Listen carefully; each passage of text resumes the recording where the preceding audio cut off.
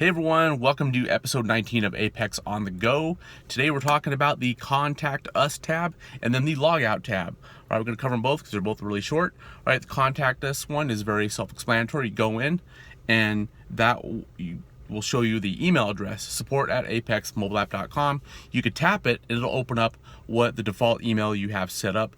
But if the default email you have set up and to open up there isn't the one you created your account with, I highly recommend that you contact us through your email address that you use to sign up. It's much easier to track who you are, and we could access your account easier that way. But there's also 4 links on there about the Apex referral program, the privacy policy, the terms of use, and then the cancellation no-show policy. Some good links on there, check that out.